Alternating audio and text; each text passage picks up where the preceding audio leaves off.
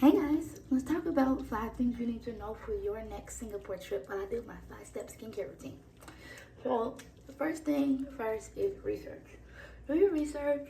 One of the greatest things that I did was I did my research for weeks and weeks before I left, and people who were hosting us asked like, what do we want to see? And I had a full comprehensive list, and they figured out, with the time we had, what we could see, and I could say that I got to see and do everything I wanted to do in my trip. So, number 2, learn how to use the MRT train system.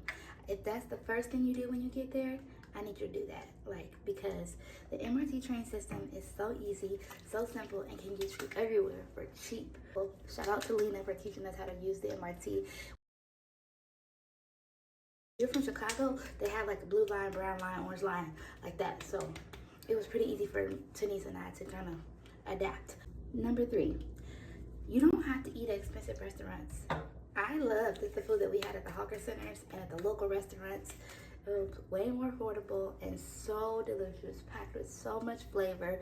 Like, if you're gonna have one nice meal, let it be a chili crab meal. In Singapore, some of the hawker stations have Michelin stars, and the lines were wrapped around the corner. Like, the food is affordable, it's delicious, it's world renowned in the hawker center. So you definitely don't have to blow a bag in Singapore. You can definitely eat some really, really delicious food on a budget and really check that off your bucket list. We made it! Yay! Some of my favorite foods from the hawker center is satay. I could eat that for breakfast, lunch, dinner, snack. The satay is so good. Another thing is the Hainanese chicken rice. You have to get that.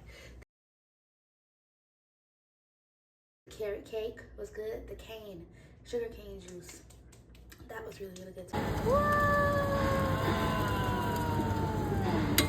That's so cool! Laksa, those are the things you have to get. Number 4, go to Bugis in Chinatown for your souvenir shopping. Do not go souvenir shopping at the airport. The airport is the next point that I'm going to talk about, and it's amazing, but it's definitely going to still be more expensive. Chinatown and Bugis have the best prices, and they have all kind of souvenirs. So, yeah. Skin glowing. Let's go to step number 5. Okay, number 5. When you are leaving Singapore, schedule 5 hours before your flight leaves to enjoy Jewel. Now, I'm gonna do a whole video on Jewel, so I'm not going into too much depth right here because I'm doing a whole video on things you need to know about Jewel. But you need at least 5 hours. At least 5 hours to explore all of Jewel. We had 5-6 hours twice and still didn't get to explore all of Jewel, okay? Make sure you have time for Jewel. It's amazing. It's everything. You'll love it.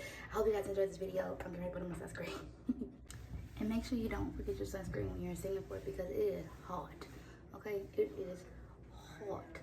So make sure you have sunscreen, a little fan.